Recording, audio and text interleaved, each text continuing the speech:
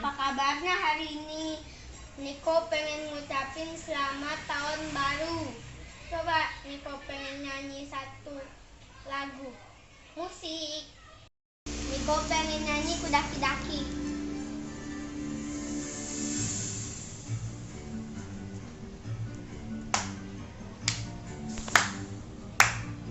Daki-daki, daki-daki, gunung yang tinggi. Ku turun, turun, turun, turun, sembayang dalam. Ku kali-kali hidup tak takut.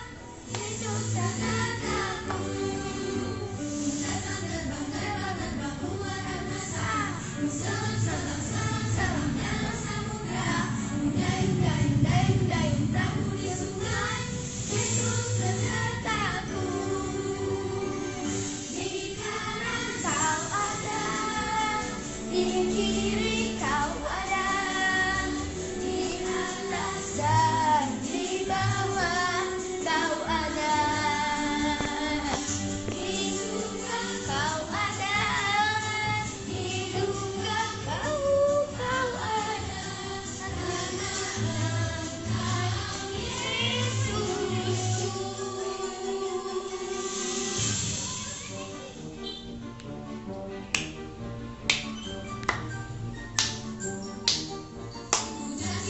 Daki-daki, gunung yang tinggi.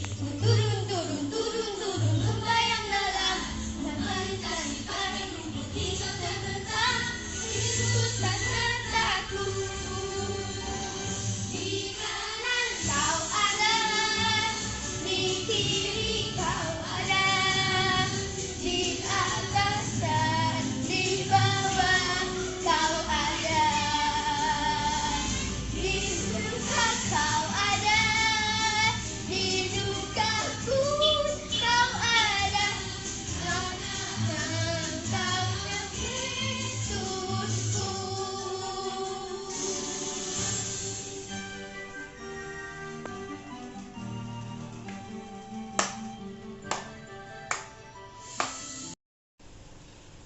Niko pengen nyanyi yang lagu kedua Yesus pokok musik.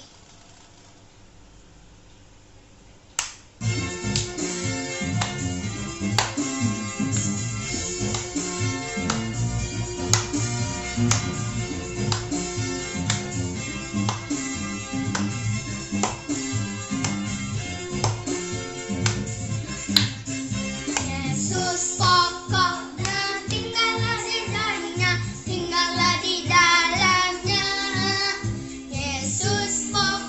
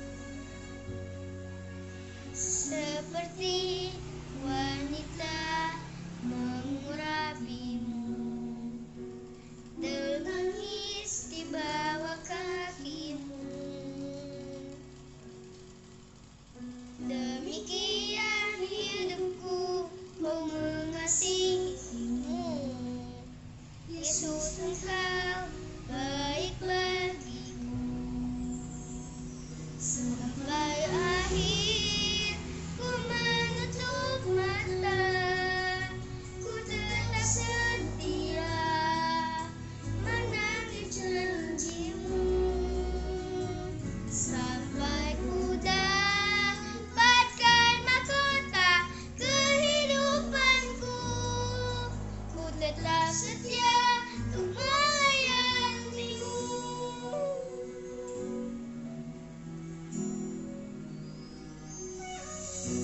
Seperti wanita mengurapimu, menangis di bawah kakimu. Demikian hidupku, kau mengasihimu. Yesus, engkau baik bagiku. Sampai akhir ku menutup mata, ku tetap setia untuk melayanimu. Sampai ku dapatkan mahkota kehidupanku, ku tetap setia untuk melayanimu.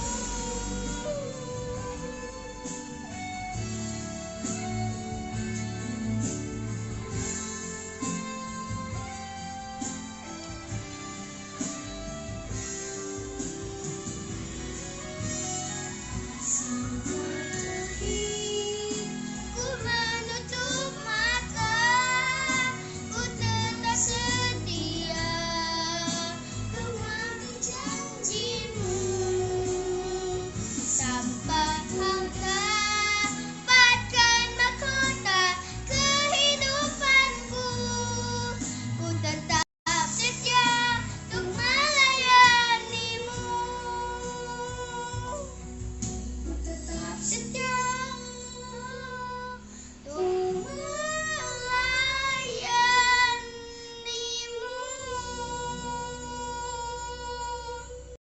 Teman, mari kita berdoa. Tuhan Yesus, berkati cici-cici yang firman Tuhan ya Tuhan Yesus. Berkati dia ya Tuhan Yesus. Haleluya. Amin. Shalom adik-adik. Cici ucapkan selamat tahun baru 2022. Gimana tadi memuji Tuhannya? Pasti semangat ya. Aku percaya kalian semangat, apalagi ini di tahun yang baru. Nah, semoga di tahun ini kita lebih baik lagi ya dalam beribadah, setia kepada Tuhan, dan mau melakukan pelayanan dimanapun kita berada. Jadi adik, yuk kita sekarang saatnya mau dengan firman Tuhan. Lipat tangan, tutup mata, kita mau berdoa. Tuhan Yesus, terima kasih Tuhan untuk tahun yang baru yang Kau berikan bagi kami. Terima kasih untuk kesehatan. Terima kasih juga Tuhan sudah memimpin ibadah kami Tuhan dalam puji-pujian. Biarlah puji-pujian kami boleh menyenangkan hati Tuhan. Saatnya kami mau duduk diam, dengar-dengaran akan firman-Mu. Biarlah firman-Mu boleh teringat terus dalam hati kami, dan kami boleh lakukan dalam kehidupan kami, menjadi kekuatan, menjadi pengharapan, dan Tuhan menjadi penopang bagi hidup kami. Terima kasih Tuhan Yesus. Haleluya. Amin. Ya adik-adik, sekarang temanya tahun ini adalah mengenal Tuhan dengan benar. Nah, kalian udah mengenal belum Tuhan Yesus itu siapa? Ya, Tuhan Yesus sebagai juru selamat kita, itu betul. Tapi kalian mengenal gak pribadi Tuhan Yesus itu seperti apa?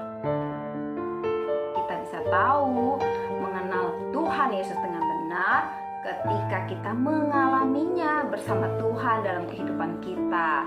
Ya, sekarang Cici mau kasih cerita tentang firman Tuhan di mana dia mengenal Tuhan Yesus dengan benar. Ya, namanya adalah Daud ya, Raja Daud ya. Nah, yuk kita buka di 1 Samuel 30. Kita baca dulu yang pertama ya. Ayat 1. Ketika Daud serta orang-orangnya sampai ke Ziklag pada hari yang ketiga, orang Amalek telah menyerbu tanah Negeb dan Ziklag. Ziklag telah dikalahkan oleh mereka dan dibakar habis. Ayat 2. Perempuan-perempuan dan semua orang yang ada di sana, tua dan muda, telah ditawan mereka dengan tidak membunuh seorang pun. Mereka mengiring sekaliannya, kemudian meneruskan perjalanannya. Ketika Daud dan orang-orangnya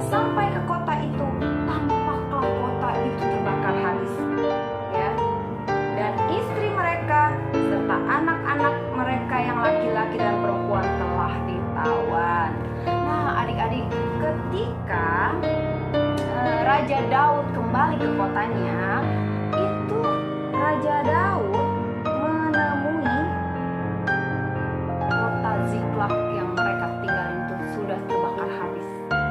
Ya, dia berharap ketika dia pulang, wah dia dapat sambutan yang meriah kan. Ayahku pulang. Mungkin dapat sambutan dari anak-anaknya, dapat sambutan dari istrinya, dan dapat sambutan dari rakyatnya. Dia udah membayangkan, wah kalau pulang nih aku disambut dengan luar biasa.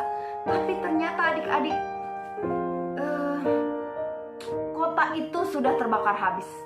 Kota itu terbakar habis oleh Amalek, ya, oleh orang Amalek. Nah, adik-adik coba bayangin ya, ketika Raja Daud pulang, tiba-tiba dia nemuin, aduh istrinya udah nggak ada.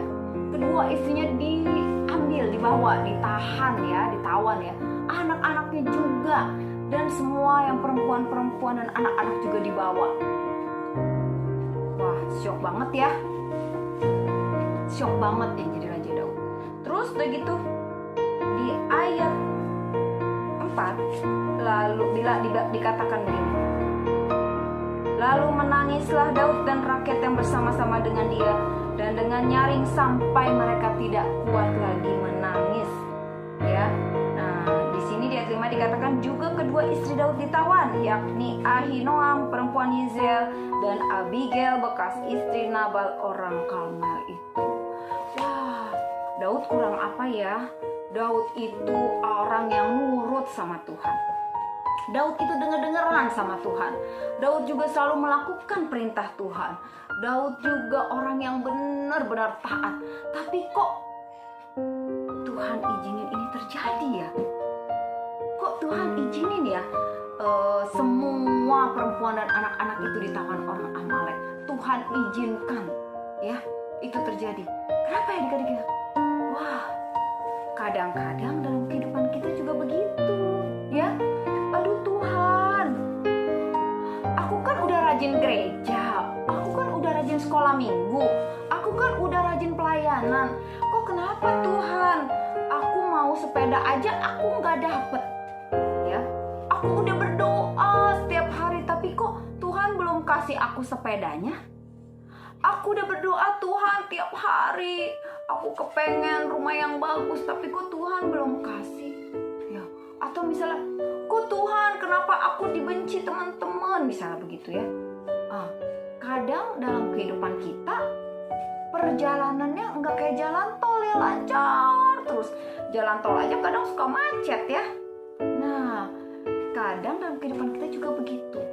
Bukan berarti ketika kita sudah rajin ke gereja, kita rajin memberi persembahan, kita rajin melayani Tuhan, hidup kita akan mulus-mulus aja. Masalahnya pasti ada. Tapi kita percaya bahwa Tuhan mengizinkan dan Tuhan ada ikut campur tangan dalam kehidupan kita. Nah, Raja Daud juga begitu. Ya, ketika dia melihat Ziklag ini terbakar habis, dia bilang, dikatakan di tadi ayat 4, Daud dan rakyatnya menangis dengan sangat sampai tidak bisa menangis lagi, tidak kuat lagi menangis. Kita mungkin seperti itu ya. Pernah ya kita nangis sampai gimana, sampai akhirnya udah nggak bisa lagi keluar air mata. Ya, begitu. Ya mungkin kita kehilangan orang yang kita sayang, ya, ataupun mungkin kita kehilangan sesuatu yang sangat berharga buat kita, sampai kita sedihnya minta ampun, ya, sampai nggak kuat lagi menangis. Nah, Raja Daud juga pernah mengalami itu, adik-adik. Sesudah dia sedih hati, pilu hati, ada lagi yang akan dilakukan rakyatnya. Nih, coba baca ayat 6. Dan Daud sangat terjepit karena rakyatnya mengatakan hendak melempari dia dengan batu. Udah dia sedih, istrinya hilang, ditawan, anaknya ditawan, dia mau dilempari juga dengan batu oleh rakyatnya. Ya, seluruh rakyat itu karena pedih hati, adik-adik ya. Dia pedih hati karena keluarganya ditawan. dilakukan Daud ketika terjepit, ketika dia merasa kok saya dapat penderitaan sebegini besar, ya, apa yang dilakukannya? Nah, adik-adik, kita bisa belajar dari Raja Daud, ya. Dia berkata, dikatakan di sini, ya, Mazmur 56 ayat 3 sampai 4, ya, dikatakan di sini, waktu aku takut, aku ini percaya kepadamu, kepada Allah yang firman aku puji, kepada Allah aku percaya, aku tidak takut. Ya, apakah yang dapat dilakukan manusia terhadap aku? Ya, dia percaya kepada Allah, ya, dia percaya Tuhan menolong dia. Nah, adik-adik, kita bisa belajar dari Raja Daud. Satu, dia mengenal Allahnya dengan benar, ya, dengan cara apa? Dengan cara Daud menguatkan kepercayaannya kepada Tuhan. Kita baca, ya, di 1 Samuel 30 ayat 6 yang paling terakhir, ya. Tetapi Daud menguatkan kepercayaannya kepada Tuhan Allahnya. Nah, adik-adik, dia tidak mengandalkan kekuatan siapa-siapa. Ketika rakyat yang mau melempari dia dengan batu karena kesal, dia tidak mencari nabi Samuel. Dia tidak mencari nabi yang lain, tapi dia menguatkan kepercayaannya kepada Tuhannya, kepada Tuhan Yesus. Kenapa? Karena dia tahu kekuatan manusia terbatas. Kekuatan Tuhan tidak terbatas. Dia terus tetap percaya kepada Tuhan, makin menguatkan kepercayaannya kepada Tuhan. Nah, adik-adik, siapa di sini yang punya persoalan? Nah, ketika kita memiliki persoalan, kita larinya ke siapa? Ke mama? Ke papa? Atau dengan kekuatan uang? Ah, saya bayar aja pakai uang, pasti masalah saya selesai. Begitu? Nah, adik-adik, tidak begitu, ya. Tidak begitu, ya. Ya, kita harus mengandalkan kepada Tuhan, menguatkan kepercayaan kita kepada Tuhan. Kenapa? Karena hanya Tuhanlah yang memiliki kekuatan yang tidak terbatas. Karena hanya Tuhanlah yang mampu mengendalikan kehidupan kita. Tuhan yang bisa mengubah kehidupan kita. Ya, adik-adik, ya. Itu yang pertama. Daud menguatkan kepercayaannya kepada Tuhan. Nah, yang kedua. Yang kedua, kita baca di 1 Samuel 30 ayat 7 sampai 8. Ya. Lalu Daud memberi perintah kepada Imam Abiatar bin Ahimelek, bawalah efod itu kepadaku. Maka Abiatar membawa efod itu kepada Daud. Kemudian bertanyalah Daud kepada Tuhan, katanya, haruskah aku mengejar gerombolan itu?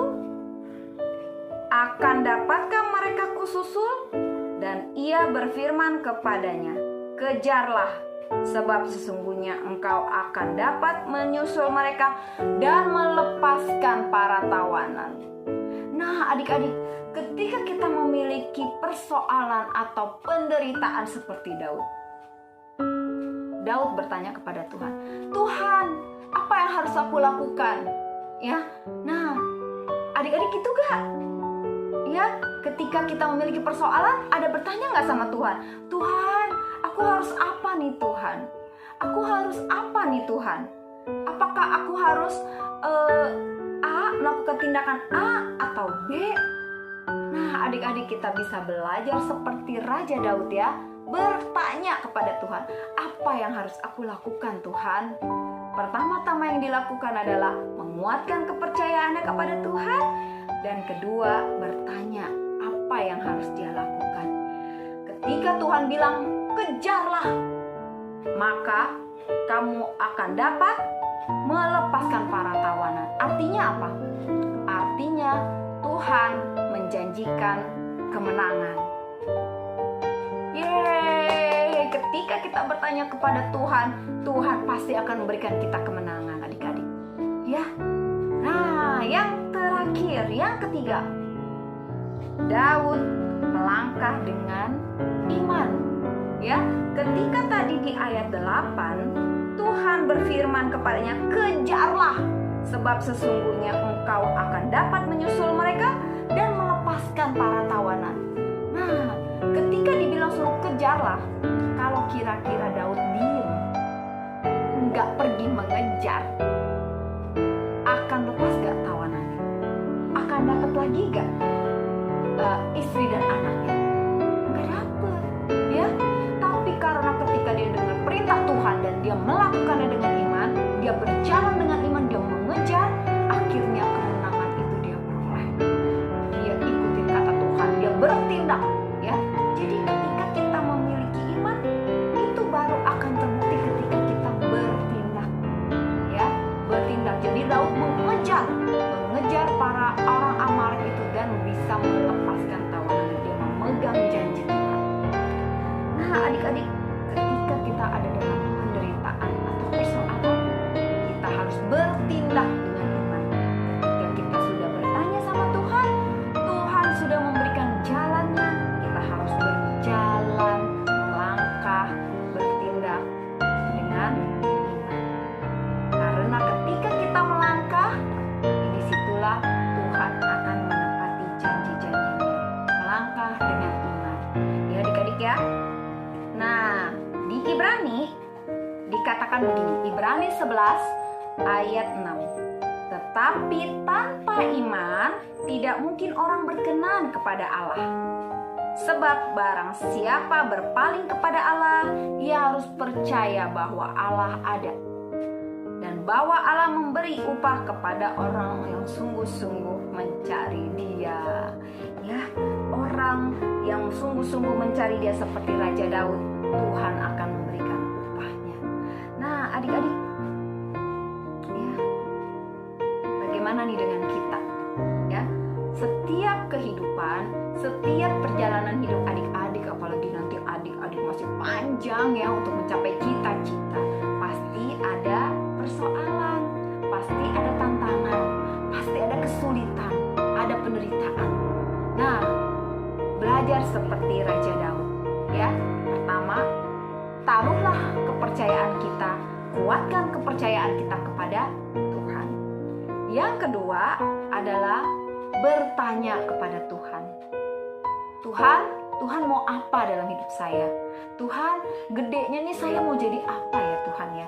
Tuhan mau bikin aku jadi apa? Tanya sama Tuhan. Yang ketiga, melangkah dengan iman.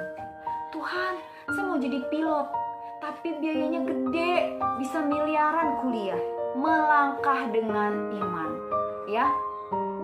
Tuhan akan membentuk kamu, membentuk adik-adik menjadi orang yang berhasil, orang yang memuliakan Tuhan dalam kehidupan adik-adik. Percayalah bahwa ketika kita menguatkan iman percaya kita kepada Tuhan, Tuhan akan bertindak menggenapi janji-janjinya dalam hidup kita. Ya, yuk adik-adik kita mau berdoa. Nah, firman Tuhan hari ini temanya adalah menguatkan kepercayaan dan iman di dalam persoalan dan penderitaan.